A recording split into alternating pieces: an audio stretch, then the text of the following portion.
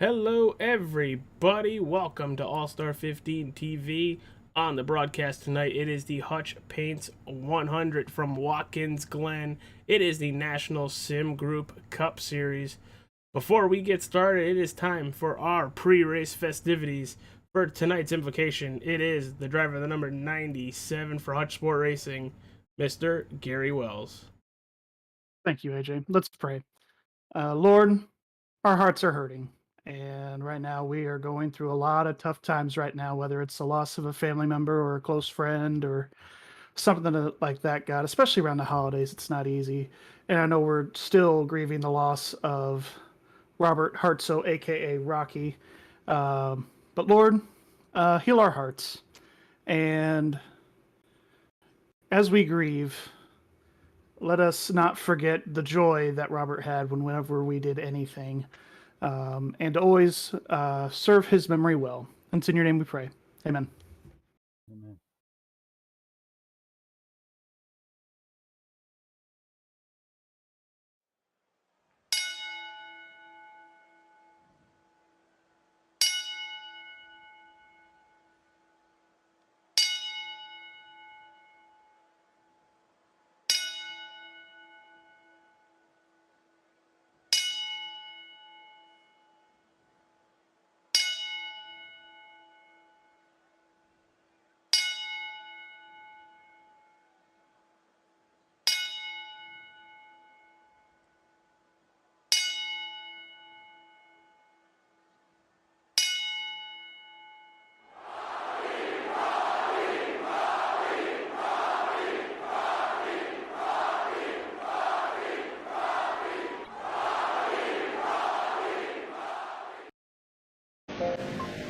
That was it, right?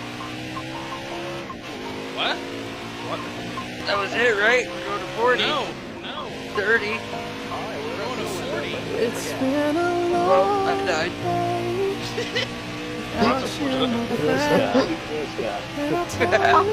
He Martin did by 10 laps. We've come a long way Yeah. from where we began. Oh, I'll tell you all about it when I see you again. When I see you again.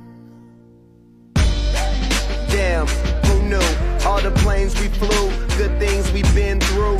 That I'll be standing right here talking to you about another path. I know we love to hit the road and laugh, but something told me that it wouldn't last. Had to switch up, look at things different, see the bigger picture. Those were the days.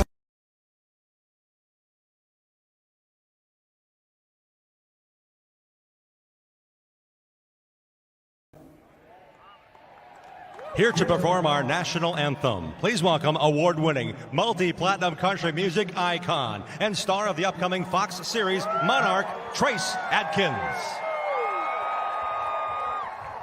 Oh, say, can you see by the dawn's early light what so proudly we hailed at the twilight's last gleaming, whose broad stripes and bright stars through the perilous fight o'er the ramparts we watched were so gallantly streaming,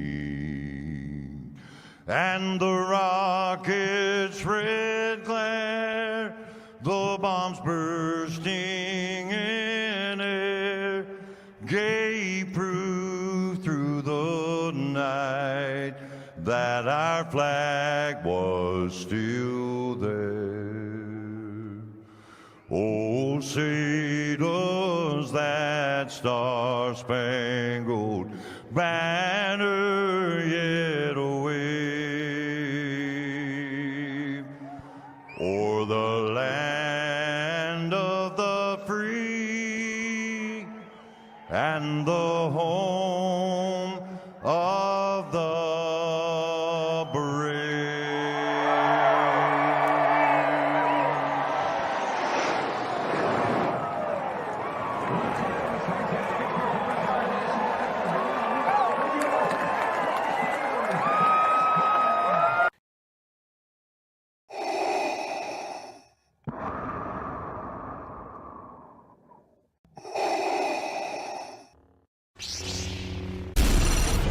From Mordor to Hogwarts to Gotham, the nerds have come together to create a show for nerds by nerds.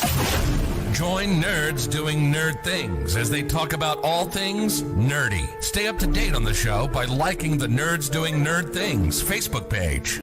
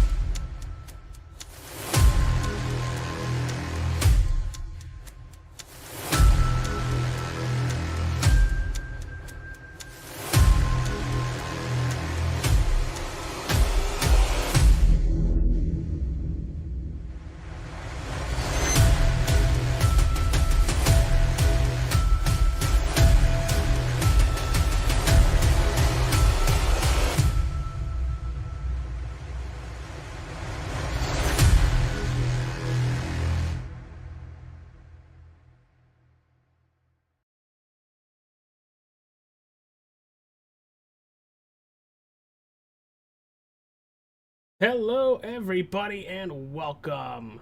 It is time. We're just moments away from qualifying from Watkins, Glen for the Hutch Paints 110 in the broadcast booth with me.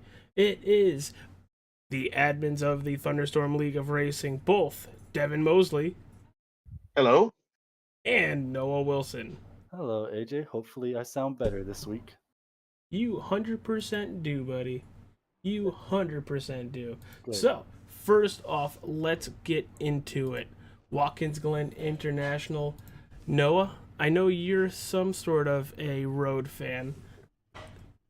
Talk to us about this racetrack. I know it's in upstate New York, but let's hear it. Is it fun? Is it fast? How technical is it? It is fun, and it is very fast. It's one of the faster road courses, I wouldn't say in the services, but that I've personally been on. That and, you know, if you want to count the Roval at Daytona. But no, this track is super fast, and it's actually very easy for your most, you know, higher downforce, actually sports and supercars. You go to the S's flat, but here in these, you know, NASCAR cars, the Cup cars, these next-gen cars, you can't go to those S's flat. You kind of got to feather the throttle, but it's a lot of speed.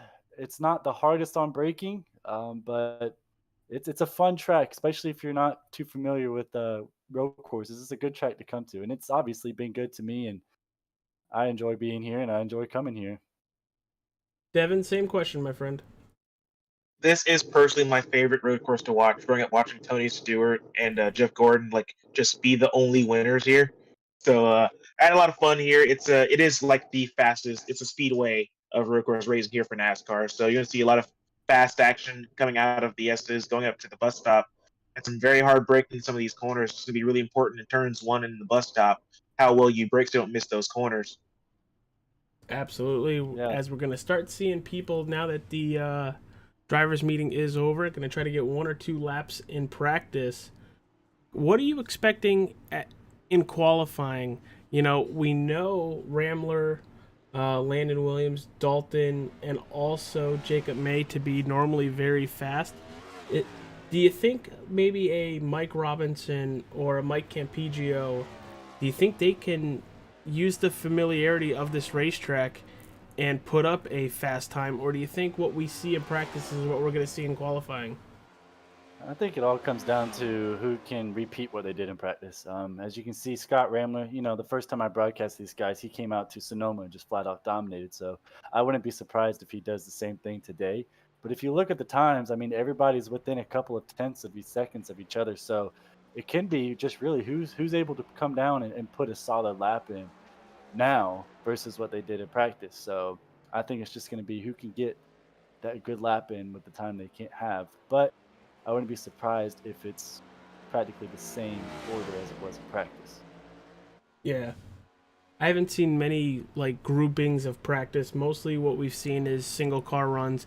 I fully expect this race to get strung out probably just as much as it did in Sonoma.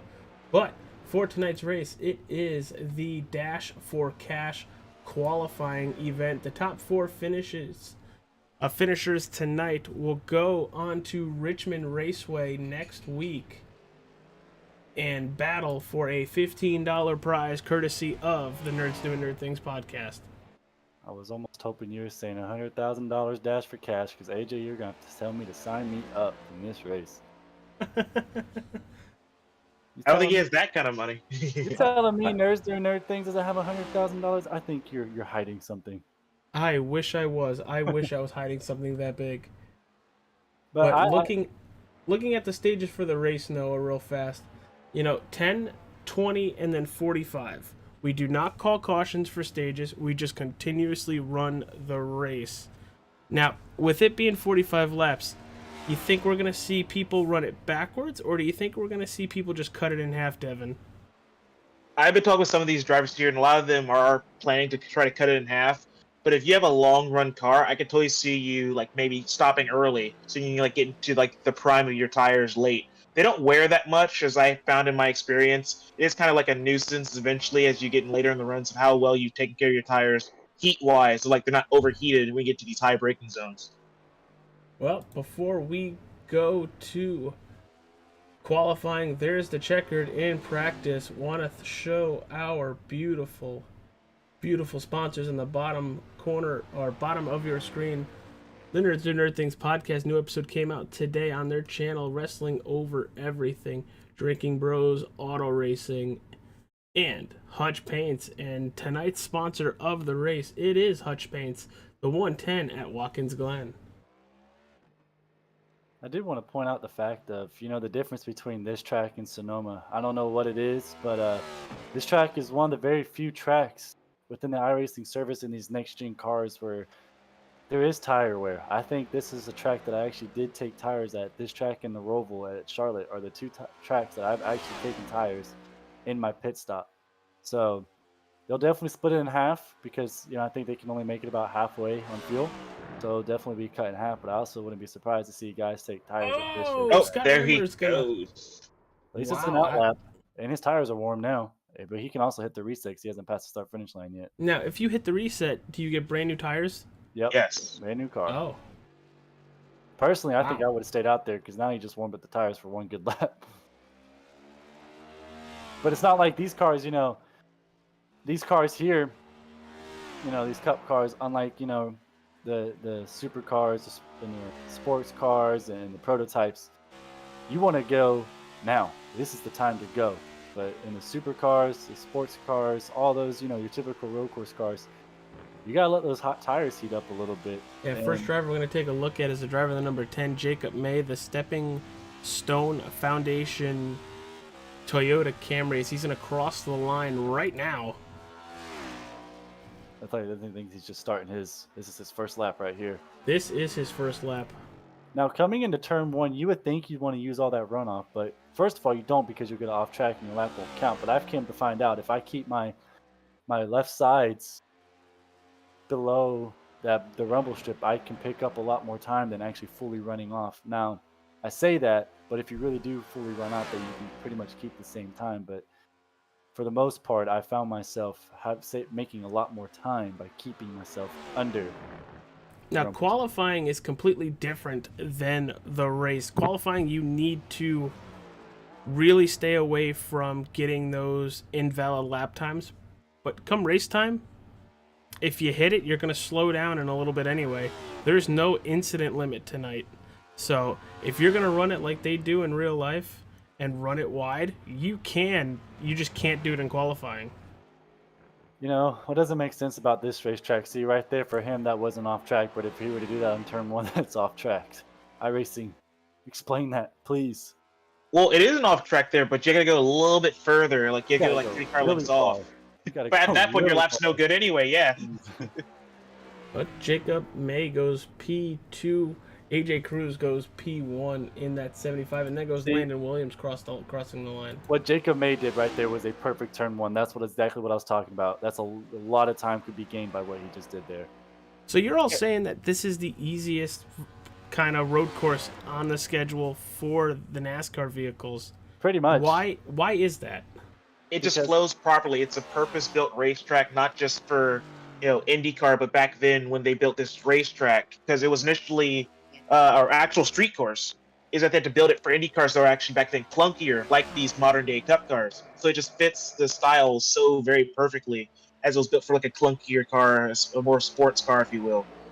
And for me personally, it's just a track with a lot of straightaways, not a lot of hard braking, and there's not a lot of turns, so there's not many corners to learn.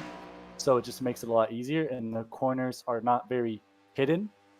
But basically, you can see the corners before you get to them. So I think this has a lot of that stuff. But if you add the boot definitely adds a little bit more challenge. But this normal there's elevation with the boot. Exactly, and that's another thing. Like you just said, that there's really no elevation change within this racetrack. There's no blind corners. There's nothing. There's no tight hairpins. It's. Hey man, you get like 20 feet in the S's, so. Yeah, and then you give it all the way back in the carousel. But they're like with the S's, there is an elevation change. But what's crazy about that elevation change is you can see the other corners. You can see it around. So it's just an easy track because you're on the gas pedal more than you're on the brake. So it's a great track to learn. Dalton Fredericks goes P1, a 1:11.51. These guys are a little bit slower than their practice times, but it's hard. Oh, so those in the dirt trap. I don't know. I didn't see who that was. That was Mike Robinson, and he is running that tribute to my good buddy Rocky Robert Hartzo. Gary and Mike both knew him as well. I can promise you one thing: if you're in the sand trap, you're not getting a faster time. Nope. You might enjoy the beach though. Well, I know all about the beach. Yeah, you live in Florida. Well, Deer gets you some nice beaches around here. They got Five Fingers Lake just up the road. Yeah, but I bet you it's not as warm or blue as here. Oh, nowhere near. Oh, but it is pretty. They got waterfalls and all sorts of stuff. We got blue waters. You can see your toes. And there's fish. There's fish everywhere, Noah. We don't have that up here. I feel like we have yet to mention the most important person, the most important thing, whatever you want to call it, on this racetrack. And that's my good friend, and I think Devin's good friend as well, Glen. Glen is the Cornering Glass Gorillas poster board you see. And because of him, he has helped carry and pave the way for us TLR endurance team members while we did our 6-hour race here. Oh, there it is. He is so special for us, and I think he deserves more recognition than what he hasn't been going. We cannot finish this race without talking about him or just even thinking about him. So, Glenn, we see you, buddy, and we appreciate you for all the things you've done for us. Joe Torres, one of the only drivers left to not put on a time. Still waiting for Mike Campeggio and Jordan Polly. Well, but Mike Campeggio disconnected. I don't think he wants to race today. Oh, well, that's not good. He didn't have that horrible of a time in practice. Hopefully it's actually not an internet issue. Earlier on in the season, he was fighting some blinking and internet issues. That could be. That's unfortunate if that's the case, too. You hate to see it. You hate to I'll speak from experience, is that the one thing you don't want to do at Watkins Glen, these cars in particular, especially how they are shifting now, you don't want to start from the back in any road course because it takes way too long to set up a pass. You did not attempt the qualifying lap, so you start pit, sir. And we're just learning that if you don't qualify, you start from the pits. You are clear, and Mike had a family emergency. This will count as a start for him, no questions asked. we'll keep you guys posted. People are okay though. We're also learning that Michael Campichu has to step away for some family issues, so our thoughts with him as well. Yeah, we're still looking at Joe Torres, and right on with what Devin said. We'll actually jump on board with that number 3 as he's going to go through the last couple turns, put down his first lap. So explain for some people that really might not know, what do they mean by start from the pits, and how much does that actually hurt you? So at a road course like this, where all the spots you can really be made is like really in the beginning, starting from the pits, you will have to sit in the pit road until after the green flag takes off. Once the green flag is dropped and everyone passes into turn 1, you must go at pace speed till you leave pit road, which is 40 miles an hour here, and do your best to catch up. If you speed, that is a penalty, and that will set you back even further. You won't lose a lap here by pitting if you're not too far behind the leader, but you're going to start with at least a 30-second deficit.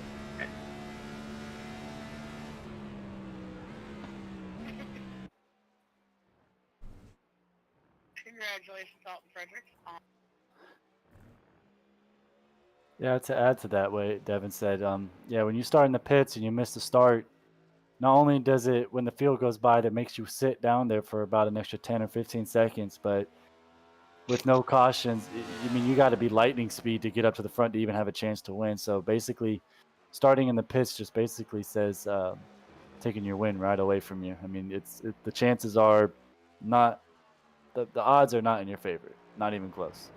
So whatever Yeah, that it looks like with one driver left, Joe Torres gonna see if he can put down a timed lap, and he does. He's gonna go P13, which gives Dalton Fredericks the pole at a 1 minute 11:51.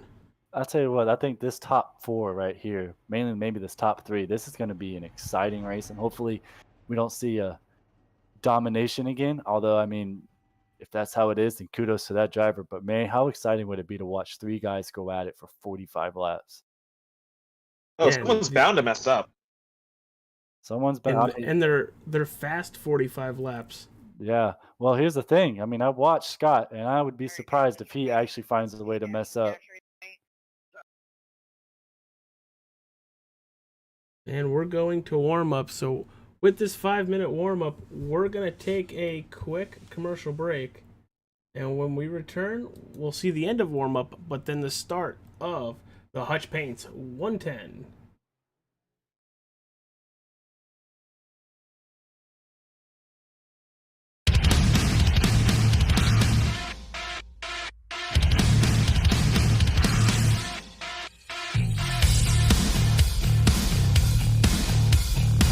Let's get this circus on down the road. We're taking bets about a tank and gas will go.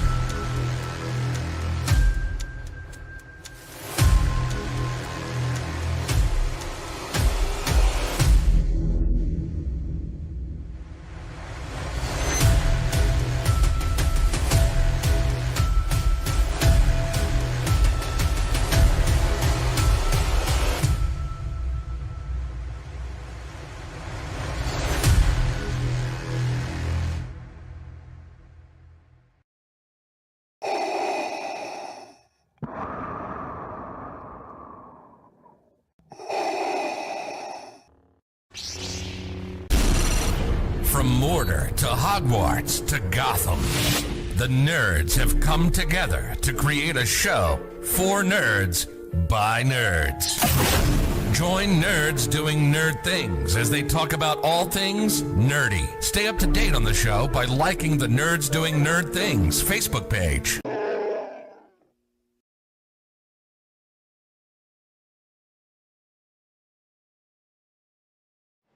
We are back here at Watkins Glen, everybody.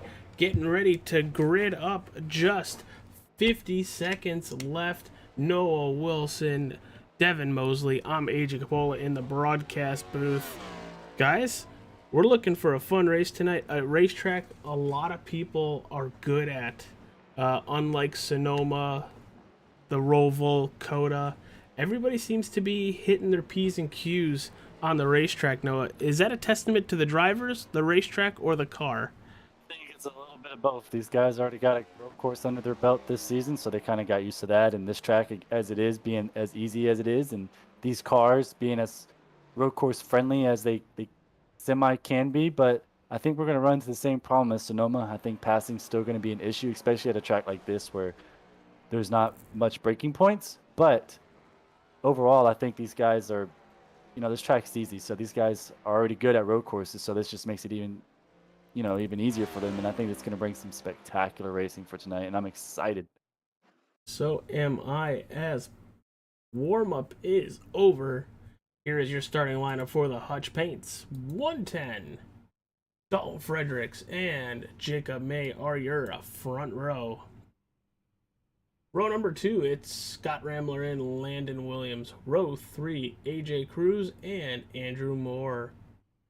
Row 4, Scott Wise and Gary Wells. Row 5, Marco Evans and Joey Lamb. Row 6, it is Mike Robinson and Andrew Russo. Joe Torres and Kyle Zimmer are going to round out row number 7. And it looks like not making the race tonight, Jordan Polly and Mike Campeggio. They're doing one thing different than we did in our Wednesday night leagues. This isn't going to be a standing start. That was honestly a mistake for that race as well. So I was very shocked by that, not going to lie. I think we all survived. I was very shocked. You did survive. Still shocked as heck. I think Chase was just as shocked because he was screaming in my ear, saying, "Oh my goodness, I can't believe I did this, yada, yada, yada." And I'm like, these guys seem like they want it, and they did a great job. They were excited to do it. If you want to know how our drivers reacted, please go check out All-Star 15 TV, subscribe to his channel, and go watch the Radioactives. Is it posted now, AJ, or is it going to post later as the finale, the season finale? Should be posting later. I was having issues uploading it because I was also trying to do a Nerds Doing Nerd Things podcast show at the same time. Well, anyways, y'all heard it here, folks.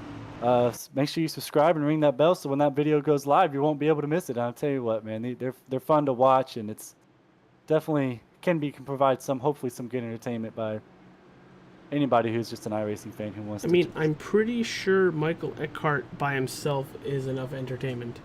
There was going to be a spin counter for this one, but not only was I a little lazy, but the fact that I can't put the caption and the counter on there at the same time, he got lucky that technology didn't want to cooperate because it was going to happen. He didn't spin out enough. I think he spun out 3 times, but I think I would have been great. So Devin, I'm going to start with you. If you had to pick a difficult portion of this racetrack, what would it be? I already know that answer. For me personally, it's the carousel because I can't seem to hold it down on the bottom. But the true hardest part is being side by side coming to this bus stop. If you're side by side, someone has to give or you're both getting wrecked. Noah? Well, not really the bus stop, but turn 1. And I say turn 1 because for official races, that's the easiest corner to get off-track incident points. And that's where you have to really nail that corner to not only get good speed, but not to give yourself some incidents. But like Devin said, I also agree, side by side on the bus stop is setting up for a disaster. Well, I would know. Just so everybody remembers at home, this is a Dash for Cash qualifying race. Your top 4 finishers tonight will go on to Richmond Raceway and battle for a $15 prize presented by the Nerds Doing Nerd Things podcast. For stages tonight, it is 10 to 20, and then the finish at 45. Pace car on pit road, and we are green here at Watkins Glen. Great start by the front two coming here in turn one. They're going to go in side by side. Let's see who comes out on top of this one. Who's going to... Oh, 3 wide in the back as well. Looks like, I think it's the 07 of Mike Robinson thought better of it going in there.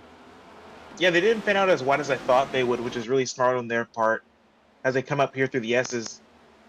This is where you want to get single file. Going too wide in the S's, it's doable, but it's also a little sketchy, and you want to kind of single yourself out going here in the bus stop. You don't want to go in here side by side because it is just not going to work. It's too bumpy and too narrow. It looks like everybody's found their place, and they're just going to go in here easily and get through it.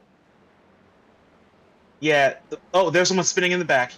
Landon Williams up there in the back. It looks like he just got a little bit of 2 wheels up there and uneven car. And, yep. Gonna watch the replay right here. Coming down to the bus stop for the first time tonight on those cold tires. Looks like he's gonna clip too much of that curb. Yeah, that's kind of what I figured happened. He got his car upset, bouncing and jumping around like that. These cars aren't meant to go flying, so. Yeah, with this new undercarriage, it is not very helpful to go over some of these rumble strips, especially out of the carousel.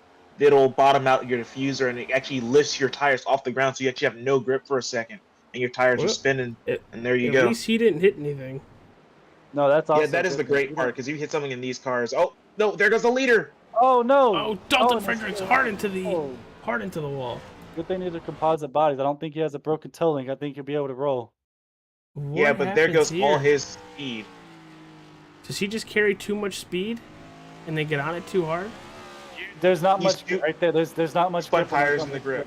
If you put all 4 tires on there like that, you're not gonna have the most grip. It's bumpy. It's not very stable up there. So that's exactly what just happened there. He looking in his mirror, I think, a little bit too much there, and it just happens. And he's just hurt right now. And that's gonna give Jacob May the lead. What an exciting first lap. That was so exciting. But Jacob May cannot sit here and think, all he's got to do is just hit his marks and he'll come home with victories. Because look who's behind him. That's Scott Ramler, who completely came to Sonoma. I believe that was his first race, right, AJ, with the league? No. Okay. He's raced a couple of the times. It was my first race as a broadcaster, and I saw him completely dominate the entire field. So Jacob needs to not only hit his marks, but he needs to hit them perfectly, because you got a road course ringer right behind you breathing down your neck wants to go back to back here, a road course. You're forgetting one key factor here in this race, and it's pit stops. At some point you will have to stop in this green flag run, and if you butcher and have a lap penalty, your night is over. There's not enough time to go back to front on a track like this. Dalton's here. He's back here in 8th place trying to make a pass up on Mike Robinson going into the bus stop side by side. I think Mike Robinson did not give up the position going inside the bus stop, and he kind of paid went for it. Straight through the grass. Yeah. Sometimes you have to be a little bit smarter. You got to understand the situation. And the car on the outside is probably, as the 25 of Kyle Zimmer's going around as well, the same place as Landon Williams. But, if they're losing one spot, it cost them 2. Exactly. You gotta kind of understand the situation. If the car in front of you has the position, he has more of his car in front of you. Road course courtesy is to just kind of give it to him. And he sent it in to try to defend his position, which I wouldn't recommend, and as not only for spinning out sake, but causing a wreck and issues. But since he did that, he kind of overshot the corner and found himself down to 11th, or it's like, yeah, 9th. Something to look out for also here at Watkins Glen is there was a glitch that was found late in the actual NASCAR season when we came to Watkins Glen. If you hit these curbs enough, especially in the bus stop, it may break a toe link. So it will be unfortunate if someone hit the bus stops the wrong way and their night was ended by toe link damage. So yeah, that would be something to look out for. You also have to be careful, because I just saw it here with Jacob. If you go into that bus stop too fast, I wouldn't say too fast, but you can cut these bus stops really big, and you obviously see all 4 tires going off there. If that happens, you might not get your car slowed down well enough, and you might make your car a little bit too tight to make that left-hand turn and lose some time. So that's another thing we can watch out for is that's so easy to do because you just won't even try to do it or even know it's happening until you go, oh, my car's not turning. Well, you're looking at the leader, Jacob May, in that number 10 with Scott Ramler right behind him for second. But then it's about a 4.5 second gap to AJ Cruz for third.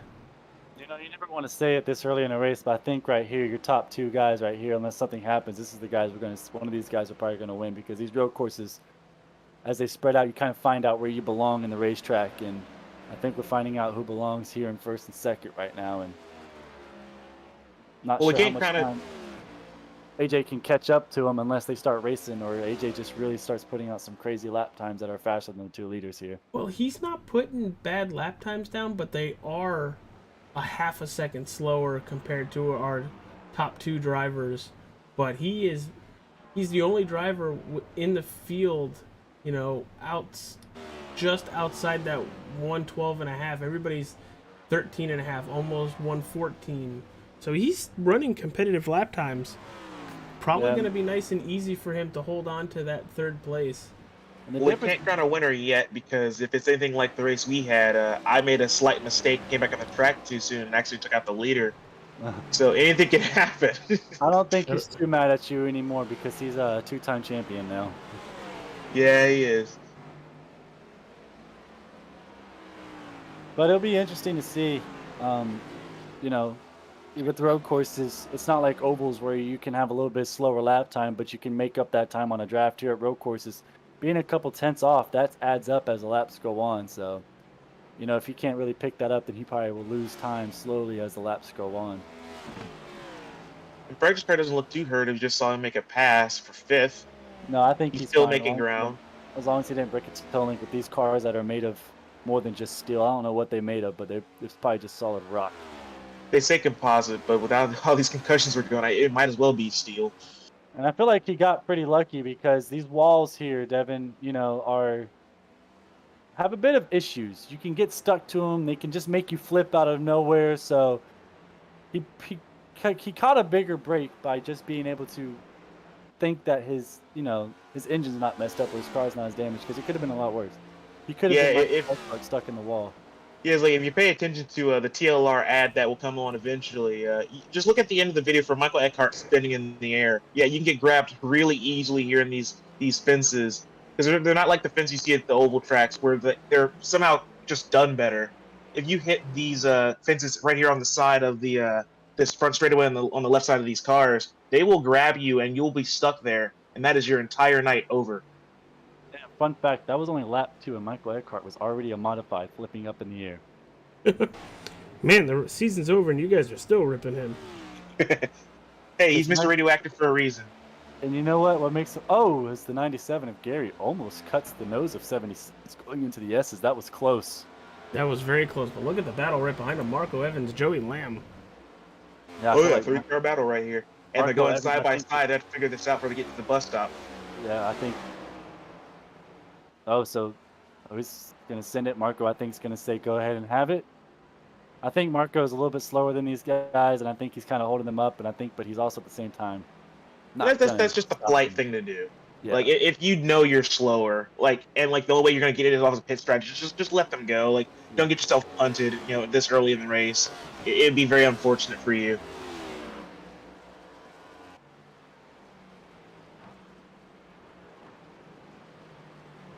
Still looking at this battle with Marco Evans and Mike Robinson.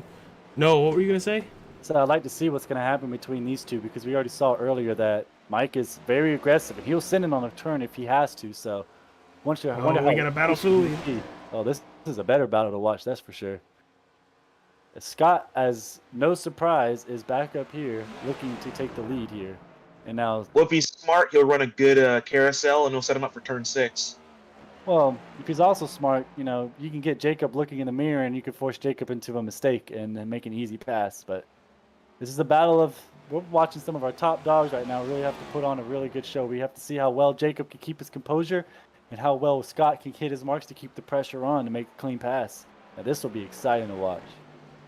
at the end of the day, this battle right here reminds me of Martin Truex Jr. and Chase Elliott back when Watkins Glen was even better.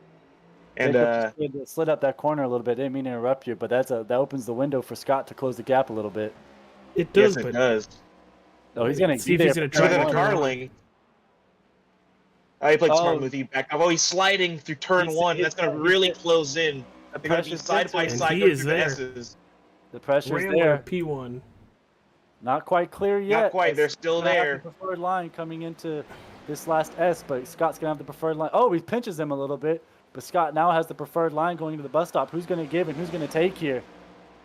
Are they gonna go in side by side? Is Jacob gonna surrender as he's? Oh no, they're both going in side by side. Oh, Jacob had to lock up. That's just so tough to do. But great racing by the both of these guys by not wrecking each other and actually doing it clean. And that's textbook intimidation right there. Dale Singer will be proud. Exactly. As I was just saying a lap before, Scott just has to keep the pressure and force Jacob into a mistake. Jacob was looking in his mirror, went into a mistake in 2 corners back to back, and Scott was able to capitalize. And, you know, I hate to say it, but this, we might have to say Scott might be scot-free, but we'll have to see. Still, 35 laps to go? Anything can happen. Well, we're coming to the end of the first stage here. This is going to be the beginning of lap 10. And when he comes around for lap 11, that will be the stage winner, and we'll begin stage 2. But there will be no cautions. No cautions for the stages. But we saw Rambler have an issue in qualifying. You know, he is vulnerable to some mistakes, but would not be surprised if he gets all that ironed out for the race. Yeah, I like to think some of those mistakes are, you know, you're trying to hot lap, or you're trying to get every second, every inch you can on the racetrack and pushing the car to its absolute limit. When you're in race mode, you're a little bit more conservative, a little bit more careful with what you do, unless, you know, you find yourself with pressure and you're trying to push it. As Jacob actually has a very great bus stop coming in to close the gap a little bit. Jacob's not done. He said, okay, so you scared me. Guess what? Boo, I'm a ghost now. I'm going to come scare you. Let's see how tough you really are. If you're Jacob May here, you're also thinking, like, we have 7 seconds to third place. We can afford a mistake here or there, because we also have pit stops coming up at least another 10 laps or so. You might be able to make it if you pitted about lap 12, 13. You might be cutting it close on fuel, but, you know, if you're good at saving or, like, you know what your fuel mileage is, you could be pitting in the next 3 or 4 laps. Jacob's there again. He's going to try to apply the pressure again going into turn 1. Scott didn't. Scott's a little bit more conservative, and that's kind of typical as the leader, and Jacob knows he can sit in it more. I mean, he's so much better breaking in these corners for sure than Scott is right now. Well, 8 wheels does work better than 4. Well, they're not side by side right now for that. But I got to say this, though. When you're the chaser, it is so much easier to be faster to go after the person. But when you're the leader, you don't have anybody to go catch. You don't have an objective other than just stay in the lead. It's not as easy to keep that same pace as you were the one chasing. So it doesn't surprise me that Jacob's still here and Scott slowed down a little bit. And what Noah said is very true. When you use someone as like your marker for like your braking zones, like how deep you can send it, it becomes really hard to continue those same braking points once they're not in front of you anymore. And we will have Rambler as our stage 1 winner, as we just completed lap 11. And you also have that drive to catch the person in front of you. When you see nothing in front of you, there's no drive. This is the battle everybody needs to look out for, because this, honestly, I think is our closest battle on the racetrack. We might flip back to Landon Williams and Scott Wise. Yeah, Landon Williams is making his way through the field as well, and we can't forget about the 20 car of Dalton Fredericks making a rebound right now. I'm not saying he's out of it, but it's going to be really hard to make up 12 seconds. Yeah, but as these two guys up here are really fast, but here's the thing. They're constantly racing. So the more they do this, the more Dalton can do it. Because guess what? 35 laps or 34, 33 laps to go in this race. It's a long time. That's a lot of corners. And Dalton has 4 seconds of clean air in front of him. So exactly. Dalton has, I don't think he's out of it, but it would be a lot of hard work. If Dalton short pits it, I wouldn't blame him. But at the same time, you want to know how far back in traffic will you be if you do short pit. Because will be a key factor potentially on how this leader battle plays out. If you pit too soon, you end up in traffic while your competition pits later and comes out in front of everybody. They'll have a clean racetrack and they will be marked down in all this lap traffic. Gary Wells, Joey Lamb. This is the battle for 8th right now. Like Joey Lamb's starting to put the pressure on Gary. Now, how well can Gary handle a mirror full of the Ford Mustang's horsey on there? It's a pony. Oh, it's a pony? Of course it is, because that's all Fords are, just little ponies. Oh God. We have a Chevy I fanboy in didn't the mean building. to start that. Oh, someone spun in the back, but seemed to have gathered it up. I don't know who that was back there. It's not showing me anybody. It was Robinson. He got a little locked loose up back his there tires again. back there. I keep it classy with my bow ties. As I think Jacob had issues coming off the S's and lost a little bit of time, but he's making time up again, breaking into the bus stop. Tell you what, Jacob does really good going into these bus stops and entering some of these corners. He needs to be careful because the lap before he went a little too hard and locked up. He just got to stay calm and focus. I agree. His bus stop entry and exit is exactly perfect. It's exactly what you want to see out of a car. His carousel, he did very well that last time. He's still right there within a car length, so he has a shot. Yeah, Scott's not so scot-free this race, unlike Sonoma. So, wonder how Scott's going to approach this race, knowing that he has pressure this time and he has a challenge. Unlike Sonoma, I mean, he had nobody near him. He was just listening to some music and eating McDonald's inside his car. Oh, we got the 7 car of Jordan Pauly. He's going around. Mike, I think, got into him going into the bus stop here. And Mike's apologizing. He didn't mean to do it. Let's see it. See the 20 of Mike Robinson and the 7 of Jordan Pauly. Mike Robinson trying to shoot the half. Oh! Yeah, this is what we were warning about by going too wide into the bus stop. Yeah. It may or may not work, especially when you pinch him off that tight. And it did not work. No, he tried to shoot the gap again. You just can't do that if you're not the further advanced car in these road courses at bus stops. You got to surrender it. It's just not going to work out for you. It's tough. You know, the pro guys, they can barely do it, but they're pros for a reason because they can do it.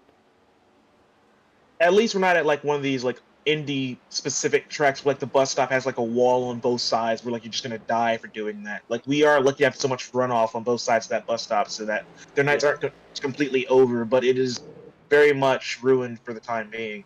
If that was Daytona, that was it for them because that wall is right next to the bus stop and there's grass and nothing to stop you. And those turtles. Oh, I can't stand those turtles. They're not there anymore. Thank God. Well, so here's a perfect example of what I talked about. As you saw, Scott was able to keep his left sides down below the rumble strips, or just his left sides there. And Jacob got his tires all the way off of it. He probably got the 1X, even though it doesn't matter. And you saw the time loss there. Like I said earlier, if you really hit that corner right and keep your tires below the rumble strips, you can have a lot of time there. I mean, you can also really overshoot it and keep your speed up coming off the runoff. But you saw there, if you don't do that perfectly, then you'll lose some time to someone who keeps it off the rumble strips. As again, Jacob is making up so much time going into that bus stop. He just really needs to keep his composure and hit his marks and stay relaxed in these other corners, and he will stay right there with Scott and have a chance to pass him going into the carousel, which actually is a great opportunity to pass in the carousel.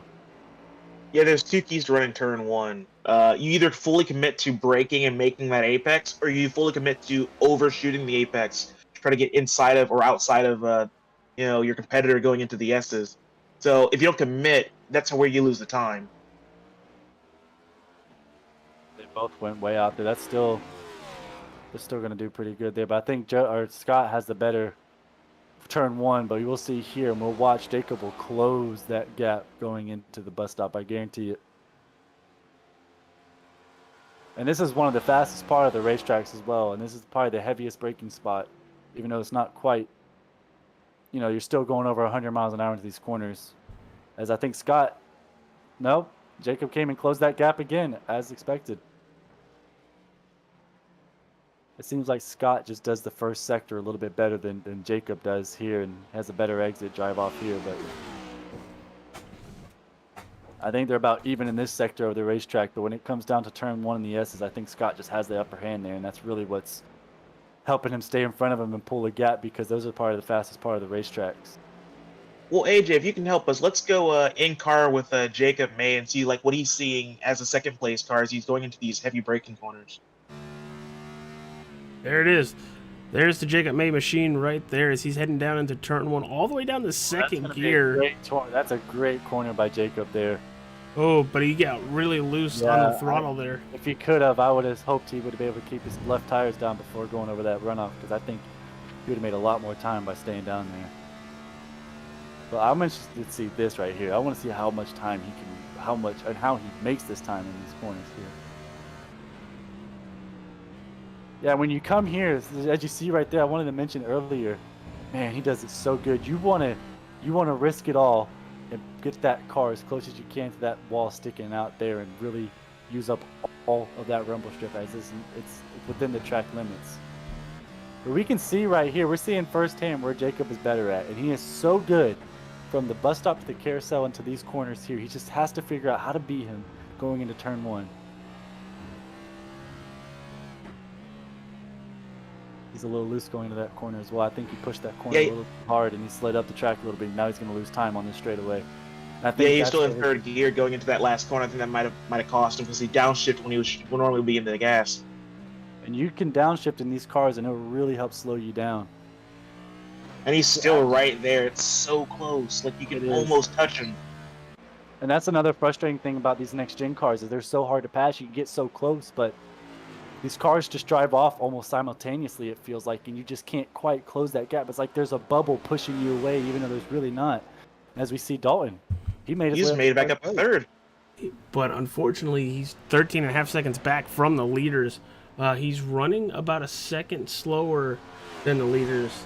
Well, I think these leaders are soon going to be in a battle, and I think he'll be able to make up a lot of time doing that, as Jacob is now up to the back bumper of Scott. Again, I sort of feel like that damage. I feel like that damage on Dalton is really hurting his straightaway speed. Like on the corners, it'll be fine, but with this being such a high speed, road course, it will hurt him on these long straights. Depends if he's down on power, and I don't think he would be down on power, so I think the straightaway speed's probably just fine. But that could be a possibility as well, though, because who knows what's going on with his car under the hood. Well, with damage like that on your nose, it's adding drag, and drag on any sort of racetrack where you're going over 100 miles an hour is the enemy of fast lap times. We have something interesting cooking up in front of us. You see what's in front of Scott? We got lap cars. You gotta see how. And this is how pitting's going to be very interesting. If you could pit right now and probably make it to the end of the race, because we are one lap away from the stage. So you could pit right now and deal with these lap cars later and be done with pitting the rest of the night, or you can try to get through this lap traffic and possibly slow yourself down and ruin your night later. Jacob lost a lot of time there to Scott. He went really wide off turn 1. But again, he's making up the time going in the bus stop as Scott has to kind of slow up so he doesn't rear end these guys in front of him. And Jacob's able to take a huge advantage of that opportunity. But this is where he has to be careful. Don't overdrive it, seeing the opportunity in front of you. Just keep hitting your marks, and it'll be there. You have to trust it. I'm almost willing to pull strategy if I'm right here and just pit right now. We'll let him deal with this lap traffic, and it'll come to you when they have to pit, Won't be enough to make it. You got to last a little bit longer. You at least want to make it halfway. Looks like these lap cars are just playing a gentleman's game and letting these guys go. And I saw that a lot at Sonoma, too, so this doesn't surprise me. So kudos to the lap cars. So it looks like, I don't know if Mike was making an emergency pit stop or he's coming in for his first pit stop, but he looks like he slid into pit road, and he's down in pit road right now.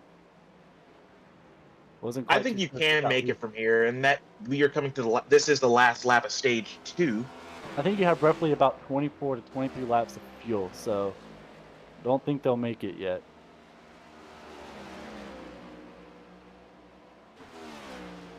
Oh, we got Andrew Russo is around in the second to last corner, whatever number it is, right there by the gorilla. That's turn 6.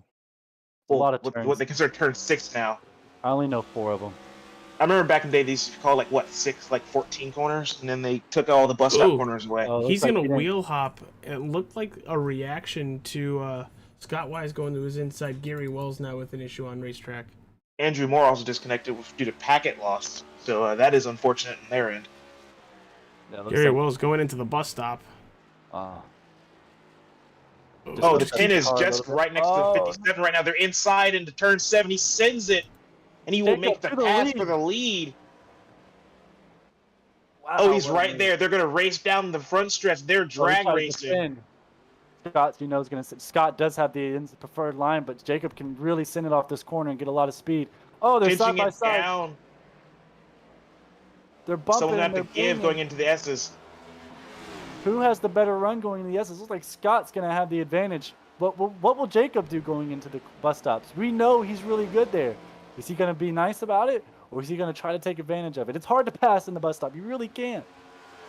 You still don't want to do anything for pit stops. Like, if you do something for pit stops, it's going to be over for one of these guys. No one's going to like it. Great rebound by Scott to really get that run back, but great job on 3-car for getting out of the way. That was tight battle. You don't want to be anywhere near those guys when this is going on. Coming into turn 7, coming to the start-finish line, Jacob had a really good run off that corner and sent it into the bus stop, and Scott was able to rebound and take that position back going into turn 1. Good work by these guys. It's exciting racing here. And guess what? Our friend Dalton was able to gain 2 seconds on that. So if these guys continue to race, there's a headhunter back there calling out for some blood right now. He's not a very happy racer, I can tell you that right now. Uh-oh. Let's see if that amplifies into something later on. We'll have to see, but it seems like these guys are still at least giving enough respect a little bit to each other, but you don't want to make enemies too early, but if you make enemies, well, I guess, what do they say? It is what it is? I don't know. I'm too busy watching and not even thinking about what I'm saying. Great racing between these two. That's Noah. Never know what's going to come out of my mouth either. Just be thankful I've been as good as I have been. Oh, Jacob again sending it into the bus stop and right there. He had to get on the brakes a little bit extra harder without cleaning out Scott. Andrew Moore has came back and returned to the race. However, I think he's a couple laps down. But I think he might have to make a superhero effort to win this race. But hey, it ain't over till the fat lady starts singing. I don't think he's really shooting for the win right now. I think more of he's trying to see if other people have mistakes to gain some positions. Yeah, I know, but it's all good to have some fun and make some jokes. As it looks like someone else is in pit. If you're May, right, and you come on the last lap and you're still in this position, do you bump him in the bus stop or do you play a gentleman's game? You play a gentleman's game right now. It's too early to hit someone that angry at you. Oh, I'm talking last lap. Oh, we'll have to see that when we get there. Well, you're gonna get the bumper for me. I'm sorry, but well, I'm telling you, Scott, these are open setups, correct, AJ? Yes. Yes. Well, I'm not AJ, but yes. I think Scott has a little bit more or less downforce on these cars, and that's why we see Jacob able to really close the gaps into these corners, and Scott's more set up for the high speed. As like we said earlier, this is a fast racetrack where you want to have that straightaway speed. And I'm thinking we're seeing that right now where Scott's better on the straightaways, Jacob's better in the corners. And so we're seeing a very well-balanced battle between these two guys as they have very balanced cars, better in certain areas of the racetrack, as we have a gentleman's agreement there. Well, guys, we're halfway this time by, so if you're going to pit window's open. Pit window is open. So with that being said, why don't we throw it to about a lap, a 2 or 3, crank it up, everybody. I'm for it.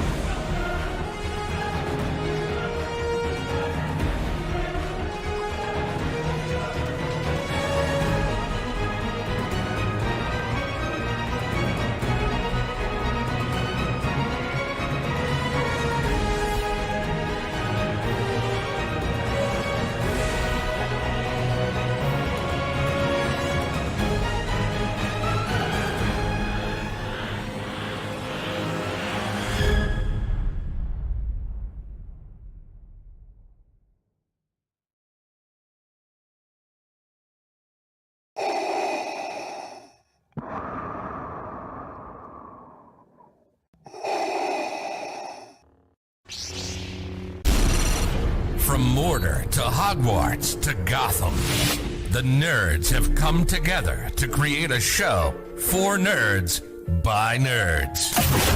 Join nerds doing nerd things as they talk about all things nerdy. Stay up to date on the show by liking the Nerds Doing Nerd Things Facebook page.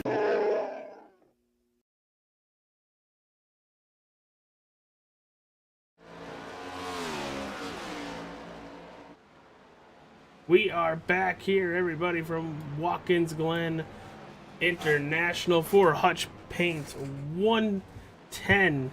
Right now, your leader is Scott Ramler, followed by a hard-charging Dalton Fredericks. Then it is AJ Cruz, Jacob May, who did pit. So be on the lookout for that.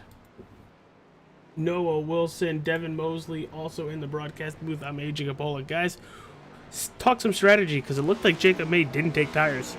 Before we talk that strategy, I just want to put this note out there. Jacob May is running 4/10 faster right now than Scott Ramler. So when the pit stop cycle through, this could get interesting a little bit. Now, Yeah, Devin, he might come out ahead. Go ahead, Devin. Talk about strategy. I'm just a driver here. Well, when we all ran Glen earlier, we all took tires because it just felt more comfortable. But if with this being open setup, he might actually have the comfort he needs in like a loose race car to keep going without tires. Like his tire wear may be in prime condition, especially since he's running this much faster than Scott Ramler. Ramler, on the other hand, looks really, really loose right now. Keeps running wide in the carousel, and it's really eating into his time.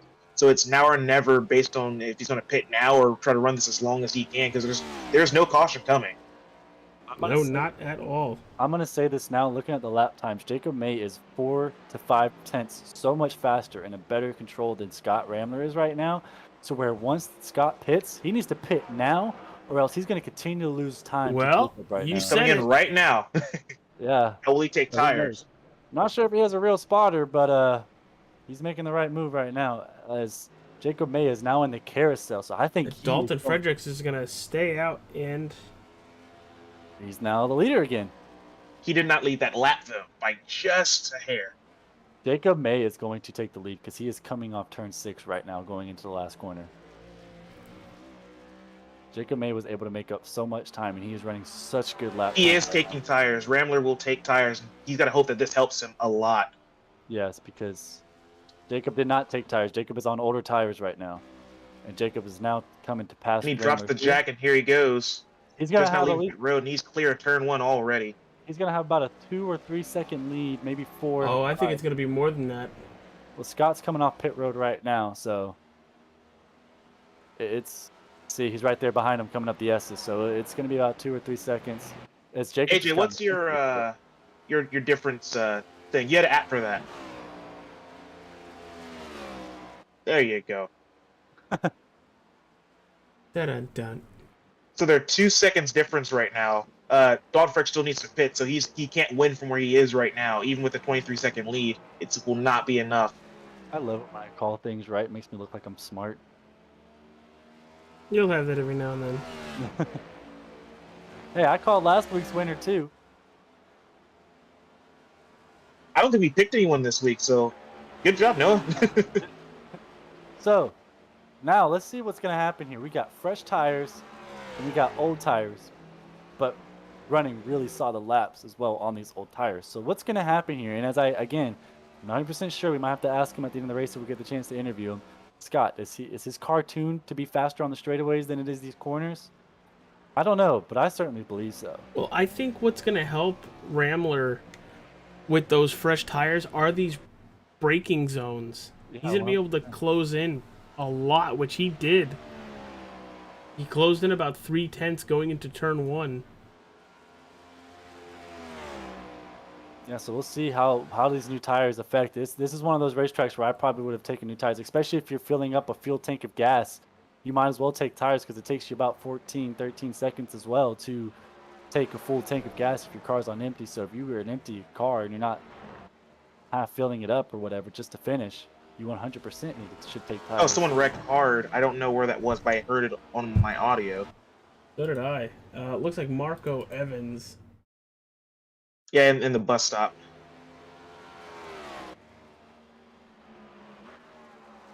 probably another unsettled car again, bouncing and just not happy. Oh yeah, Bouncing in the grass. Ooh, that's gonna hurt. that's an engine blown right there. Into Dalton the safer Fredericks barrier. Dalton Fredericks on pit road, gonna give way to Jacob May and Scott Ramler. Right now, Jacob May still putting down blazing lap time after lap time. Jacob again has extended that lead by another second.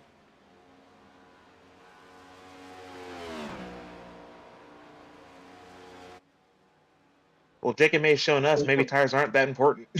Yeah, that could be true. Jacob is still running 4/10 to 5/10 faster per lap than Scott Ramler is right now. And Scott had a very rough bus stop, a little loose through there, so. Oh, but if you're Jacob May, you gotta be a little frustrated with a lead like this now, knowing how long you've been held up.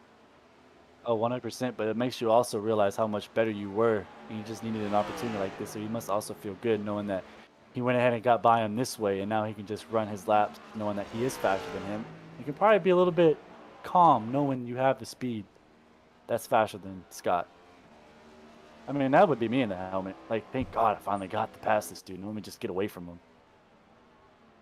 With Dalton Fredericks back on track in fifth, not 15th, sorry. It looks like the two people we have for this battle now, since we don't have cautions, will be Jacob May and Scott Ramler, and anything Scott can potentially crank up here. So all Jacob May has to do now is not put a wheel wrong, and he can have this one right here.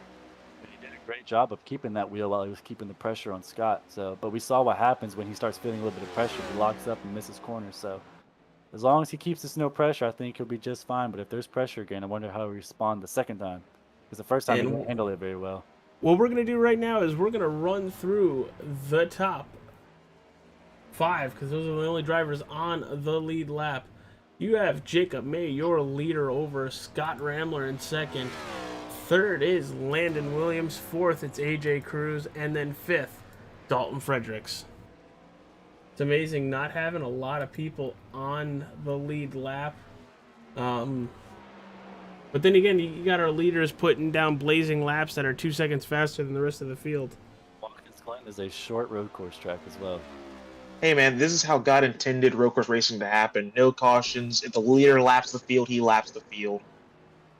You know who wishes they could probably have this race back? It's 100% that 20 car of Dalton Fredericks. You know, he went back up to the field. He's sitting down there thinking, you know, what could have been, you know, if he just didn't spin out. You know, he could be the top 3 cars right now. He could still be leading. You never know, but this one's definitely going to probably bother him for the next couple of days as Marco Evans takes his car to the garage and calls it a day. He got his paycheck and dipped. Yeah, it was such a early accident for Fredericks there. Like, it was lap 2, turn 1, and he got super loose on those curbs. And that's something we've been telling you guys about curbs all day, is that this the new scan of Watkins Glen, and I'm so happy we finally got it. It took iRacing years, but with new curves, and especially since Watkins Glen paints them every year, there's no rubber buildup on these curves at all, so there's no grip to be had. It's slick paint, and you will lose all your grip and slide your tires if you run on them too hard, too long. They finally rescanned these tracks, and in order to troll us, they brought out the most vicious and violent walls you'll ever meet on any racetrack on iRacing services. They eat you and they flip you. Jacob May still pulling away from Scott Ramler, and just about 10 laps to go, guys. Is there anything Ramler can do, or is it all Jacob May's race to lose? The only thing Scott can do right now is pray, and that's it. Because Jacob was just on another level right now. He needs Jacob to mess up, or Scott just needs to really hone in right now and just put down some insane lap times. But it's going to be hard to do because guess what Jacob's doing? Putting down insane lap times. Yeah, that are easily a half a second faster than Scott Ramler.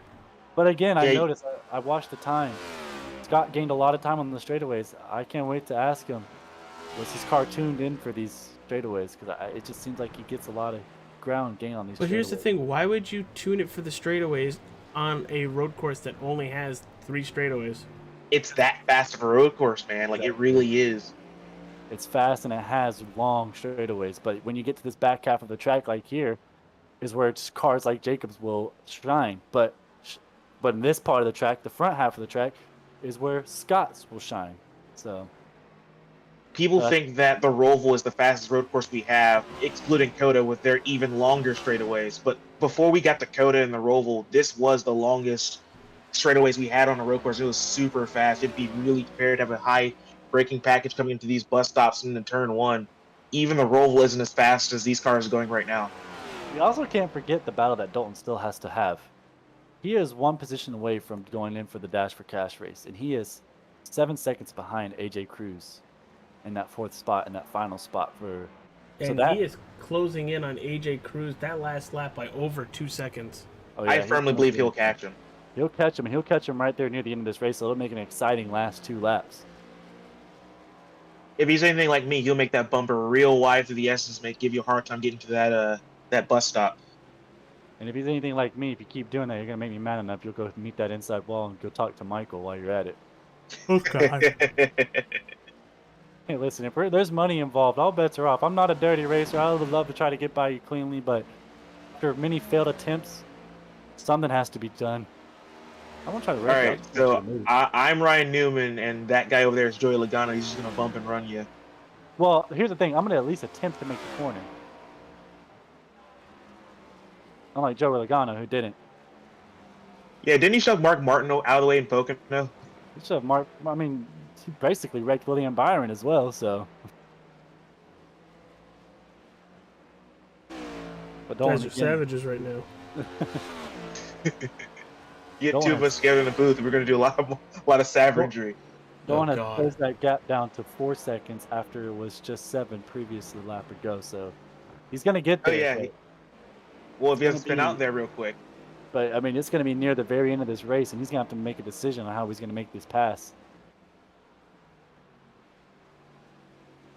Well, in a few seconds, Cruz is going to have a windshield full, a rear view mirror full of, that 20 car. So.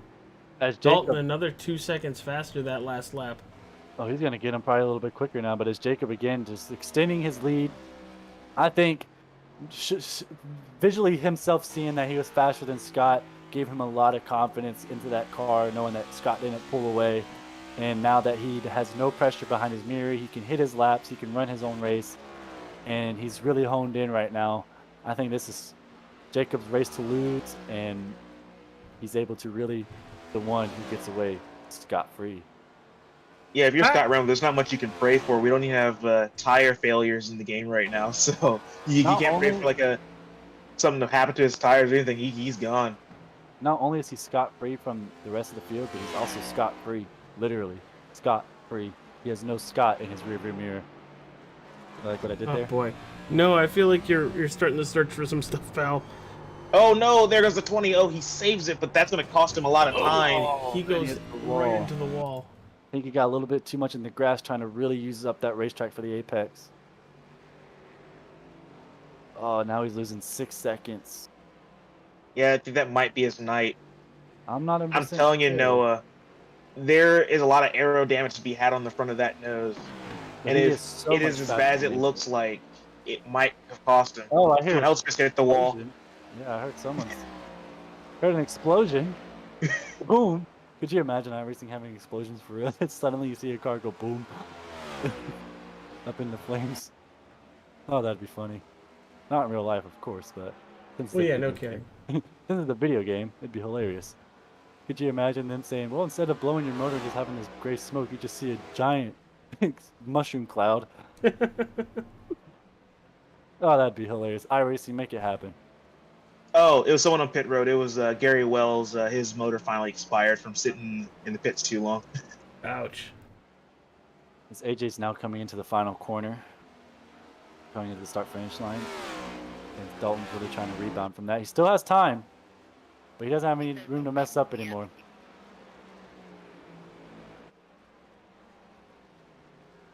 As AJ's just trying to nurse this car home so he can race for a whole guacamole amount of $15.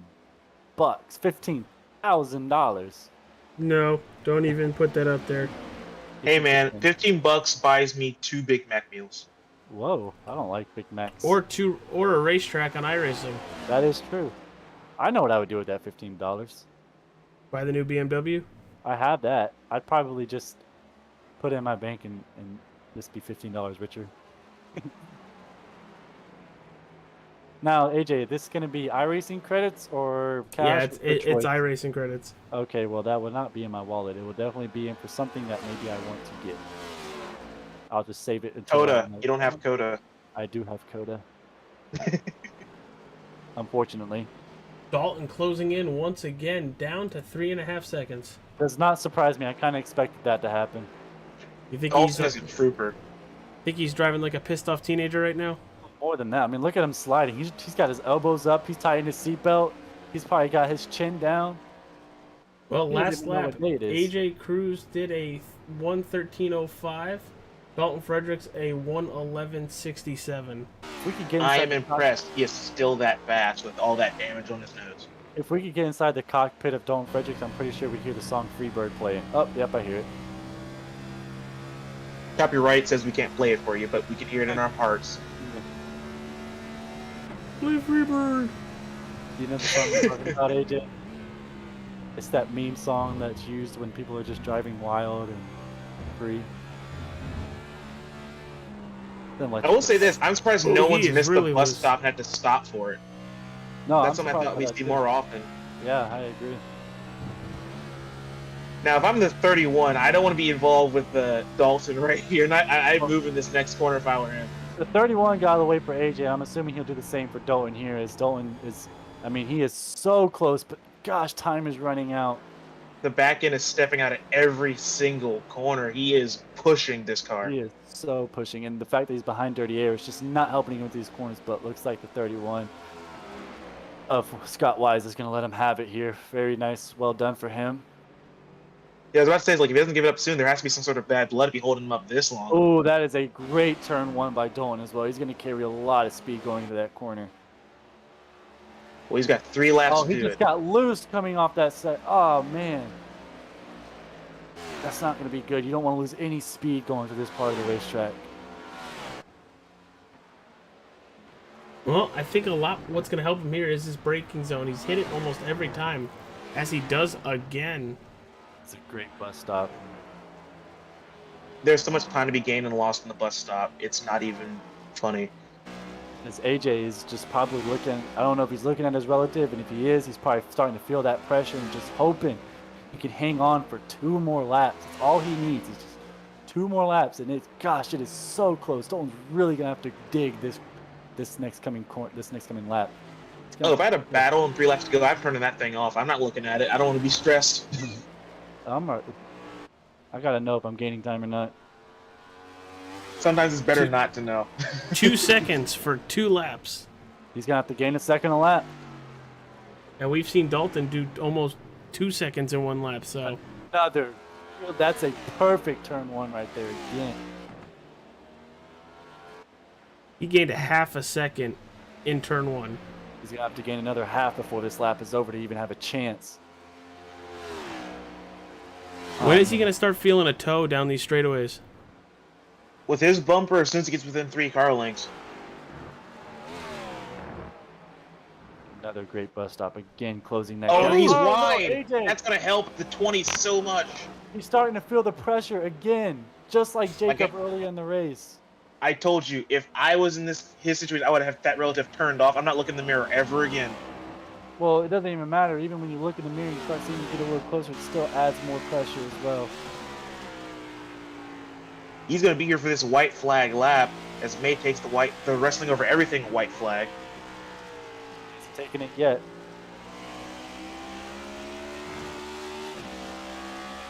It's not the white flag yet. I don't think. No, it's not. Jacob's coming off the last corner right now, coming off the back straightaway as he will now take the wrestling over everything white flag. 1 lap to go here at Watkins Glen. Oh, so these guys have an extra lap. This is still 2 laps to go for these guys. Oh, And now it's going to be there. on. This is, yeah, they're at 2 to go right now.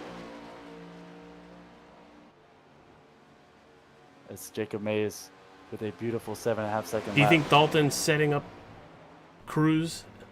Possibly. No, He's I probably think this try lap's to gonna give push it- for a mistake.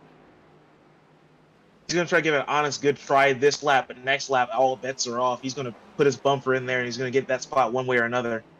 Jacob May is for the final time going through the bus stop. He's going through it a lot slower than he has throughout the rest of this Oh, race. the 75 is loose, and that might give the 20 the spot right here as we're side by side going into turn 6. He And clears there him. it is. Now, what is AJ going to do? Is he going to send it in the corner? Is he going to make a last-ditch effort? What is AJ going to do, knowing that he just ran you down? So AJ probably knows he's faster, and he did not want him by. But just behind them is our leader coming to the checker flag off the last corner. Jacob May one more time off the last corner, coming to the checker flag. In a very well-deserved fighting comeback, whatever you want to call it. Jacob May wins here at Watkins Glen. Yeah, Jacob May wins the Hutch Paints 110 from Watkins Glen International. But we're going to take it back to that Dalton Fredericks and AJ Cruz battle, as it is still heating up on this white flag lap. Comes home in second. He's going to send it to the bus stop, and I can see it coming right now. I It will think- not end well if he does. I think he just tried to stick his nose in it to spook Dolan a little bit, but Dolan has been through so much, there's nothing you can do to rattle this cage anymore. He is dead inside. He just wants to get home. Oh, Jesus, Noah. I mean, that's how Yeah, I he's feel too at far this now. point. He won't get him in turn 6. I've been through so much of this race, ain't nothing going to spook me. Well, here's the thing. There's one way Cruz can get that 4th position, but I don't think he's going to do it. At this point, it would be dirty. It's not even a... Yeah, he's too far. Blood. What a comeback for this. Out of the final turn, Dalton Fredericks is going to be the last driver to race for the Dash for Cash at Richmond Raceway. Oh, you know that's also heartbreaking for AJ though. You have to feel for him as well for being so close, just a couple laps short from. And he's gonna think about that mistake he made off the bus stop. If that didn't happen, he might have been able to hold him off. But All right, everybody, we're going to take congrats- a quick commercial break. When we return, it will be interview time.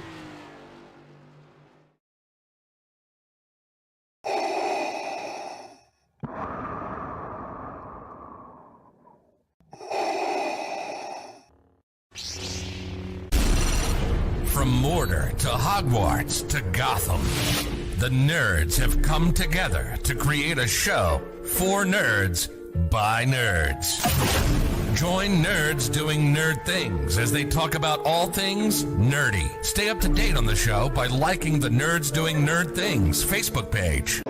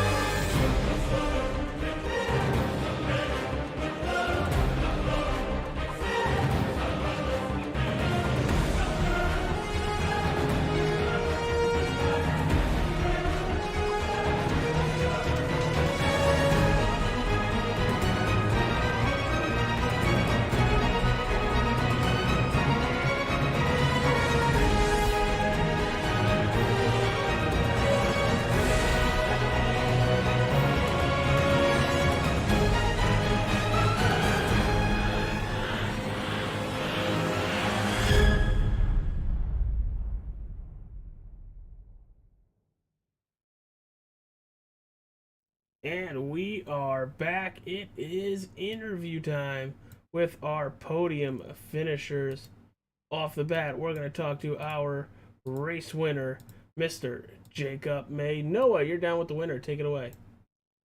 Hello, Jacob May. Congrats on having a great win today. That was an impressive run you had there today, especially with, not letting Scott get away from you and able to take the lead there. Tell me, what's going through your mind right now? Did you expect this kind of outcome? Did you expect more of a fight, or you know, how do you feel Uh, right now as a winner? yeah, obviously, just thankful for this opportunity. Thank you to my Lord and Savior Jesus Christ. All I do is through Him. Yeah, definitely a long, hard fought race. I gave it. I mean, that was everything I had, and obviously just proud to be here. Just very thankful for all these guys that support me and surround me every day of the week. Um, Knew once he got out front and I kind of reeled him back in that it was going to be my race and it was up to me. Obviously, short pit. Took a little bit of fuel out just to help with um, pit stop time, and after that it was just focus, hit your marks, and go for the last 15 or so laps. Now we saw earlier in the race where Scott did catch up to you. Did that pressure and you kind of locked up your tires a little bit, slid around for a little bit? Did seeing him getting a little bit big in your mirror kind of mess up you a little bit, kind of get in your head and add some pressure that just kind of threw you off a little bit? Oh yeah, absolutely. Obviously, beginning the race, it's a long time, and I'm not thinking short term. Or I was thinking long term, and kind of got in a state where I was just trying to maintain and started mirror driving. So obviously hurt me, but was able to get back out front. Um, Stage two pass. Hope y'all enjoyed that one. That was a little bit sketchy, but yeah, definitely had some work cut out for me today. Y'all both, I think, did a great job and put on a very great show watching between the both of y'all as y'all were racing. It was so entertaining to watch. So when you got the lead, knowing that you said earlier that you were able to catch him and you knew you were the faster guy. Once you got the lead coming out pit road, did you feel less pressure? Did you know now that you're by him, it's kind of your race to lose at this point, and it's just the race is in your control? Or did you still feel like a little bit of pressure, thinking Scott might be able to come up and catch you? No, obviously it's a little bit of pressure. I made a few mistakes in that second run, getting the arm code through the S's and getting really loose up there through the S's. Just a little bit of pressure, but once I saw that I was maintaining gap, pulling away a little bit, from there it's just hit your marks like I had been that whole run. Well, Jacob, I think you should be very happy for this win, as we proved at Sonoma. Scott is a very good road course racer, and you've proved to be up there as well. A very solid run for you. I'm glad you won this week because you probably won't be able to get to watch any winning next Thursday. But if you have any sponsors, plugs, whatever you want to say, now's your time to do it. Yeah, obviously, first and foremost, thank you once again, my Lord and Savior Jesus Christ, my parents, my dad. He came in, made my strategy call there, so thankful for that. Thanks, Dad. Stepping Stone Foundation for all the work they do. It's a great blessing at this time of year and all year round, just to those families who need it. All Star 15 TV, Nerds Doing Their Things podcast, and everyone back at Hutch Sport Racing just for all they do. Well, Jacob, congrats again, and wish you all the best of luck of next Wednesday or next Tuesday, and hopefully you have tissues for Thursday of next week. Appreciate it. Boomer Center. See you later, buddy. See ya. Thank you. Noah with the college football jabs there. All right, Devin, we're getting ready for Scott Ramler. Here he is. Take it away, Devin. Hey, Scott Ramler.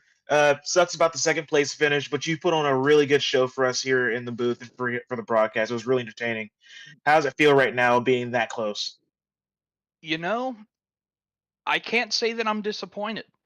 I mean, my car fell off late in the runs, and I don't know where Jake pulled that out of. I mean, I think we were on either a similar or the same setup that was built off the same thing, but man, he just came alive after the first, I think it was like the 10 or 15 laps. He made one little mistake. I got in front of him, kind of tried to play blocker for a little bit, see where he was stronger and see where I was going to have to improve a little bit. And he was just on me all the way around the track. And right as he made the move to pit road, I knew I was in trouble, because if he was getting things figured out on older tires, if he put on newer tires, he was going to be gone. So I tried putting in a couple extra fast laps there during the transition. He came out like 3 seconds ahead of me, and I just could not keep the thing on the ground. He just drove off. That was a fantastic drive from Jake. Well, I regret to inform you, those were 45 lap old tires. He didn't change them once. It felt like you had a lot of straightaway speed, but he had you in the braking zones. Like, what was going on there? Because he seemed to always catch you in the bus stop. The only thing that I can think of is that maybe he had different master cylinder setup, had more rear brake bias in it, because I was running into trouble with locking up the fronts, going down the front straightaway and into the bus stop a little bit, and I don't know if that just started overheating my tires or what, but even after I put the new rubber on, I just ate the crap out of my left front, and it did not want to turn at all going through the carousel. But maybe those older tires were a bit of an advantage for him. I mean, hotter rubber coming back out on track, it's not going to take him as long to get worn in or warmed up. He had me on every bit then. If he decided to stay on older tires, he had me on strategy and on speed. Well, you still come home second, get the Dash for Cash next week at Richmond. You have any sponsors you want to plug? Yes, sir, I do want to thank Jeff McConey Setup Shops for jumping on board with me and making everything great. Siri, why did you activate? I'm not talking to you. Shut up. There we go. Sorry, where was I? Yeah, thanks to Jeff McConey. Thanks to all the guys at HSR, Joe Hutchings for putting everything on with HSR and getting us a great group of guys to work with. Thanks to Gary Wells, Lauren, and Scott for putting everything on with the league, and thanks to you guys for broadcasting. I hope all you guys had a pretty good show there. Jake and I were going at it pretty hard there in the middle of the race. Yeah, we can stop talking about you guys in that battle. Sorry you came up second, but it was a great show tonight, and hope to see you again next week. All right, we'll see you then. All right, that was the driver, the number 57, Scott Rambler, finishing second here tonight. But right now, it is time for our third place finisher, Mr. Landon Williams. Landon, AJ, Devin, and Noah in the broadcast booth. Do you have a copy, my friend? Yep, I got you guys. What's up, brother? Great race, finishing in third. It looked like nobody had anything for Jacob or Scott, but you ran a very strong and consistent race. Kind of take us through the events tonight with that number 88 Drinking Bros Auto Racing car. I don't know how it looked in the booth, but it was a struggle behind the wheel. I messed up there on the first lap trying to take it easy behind Rambler and them going through the bus stop and caught too much curb and spun out. And that really ruined the rest of that fuel run for me. I just didn't have any drive off the corner. And plus then I was mired in traffic and I had to come from 14th back up through the field. And just never could find the consistency that I had in practice. I don't really know why. It felt slow tonight for some reason. I could push it and I could kind of run near what I was running in practice, and then when there wasn't really anybody in front of me, I'd just kind of get lazy. And when I got a little bit lazy, I was being too easy with it and just losing time. And so yeah, it was a tough night. Well, you had third place by 20 seconds. You say it was a tough night, but next week you go to Richmond Raceway and you run for the Dash for Cash. How do you think you're going to fare over at Richmond now that you've qualified for the Dash for Cash? I like Richmond pretty good. I usually run pretty good there. It's been a while since I've done a race there, but I'll turn 200 or 300 laps in practice and get back in the feel of it. And being in the Dash for Cash kind of makes up for tonight being so frustrating. So it gives you something to look forward to next week because you got something to take from this race that can be an accomplishment down the line. instead of just kind of having a decent finish and a struggle of a night. So that's a positive going into next week being in the Dash for Cash. All right, brother, hit those beautiful sponsors, and we'll let you go, and we'll let you start getting ready for Richmond next week. Just like to thank Joe, everybody at HSR, All Star 15 TV, Drinking Bros Auto Racing, SWS Chassis, Nerds Doing Nerds Things podcast, and I'd like to give you and Gary and all you guys my condolences for what happened over the weekend. And if y'all need anybody to talk to, I'm always here for a shoulder to lean on. I appreciate you, Landon. I very much appreciate you. But yeah, brother, thank you, and you take care, my friend, and have a wonderful holiday this weekend. Appreciate it, man. Y'all too. All right, Noah, Devin, final thoughts. Noah, take it away. I think today's race was spectacular. It exceeded all expectations. I kind of expected someone to again dominate today, but there was racing all around the racetrack. There was a race for 4th place, 9th place, 1st place, all throughout the race. This race was amazing to watch for cars that aren't really the best at passing when it comes to road courses. But man, this was an eventful full race, and it was such a good one. And I'm just glad to be here and here in the booth with you, AJ, as always. Thank you. Devin? This was my favorite racetrack, and it proved time and time again today why it's my favorite racetrack. Tight car battles with the people who are like those super fast laps. There's always something entertaining on track. Someone's always just going to mess up somewhere. It's really tricky with all these curbs. They're really slick. I had fun watching it, and we saw May and Rambler go at it for the longest time. It was very entertaining. Yeah, you mentioned Rambler and Jacob May for the lead, but it was amazing to see Dalton rebound and come home in that 4th position.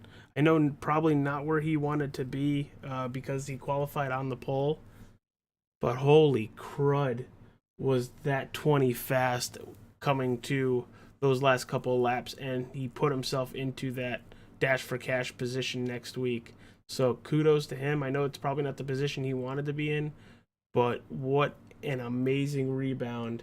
And next week, after the holidays, or after Christmas and all your festivities, it's Richmond, baby.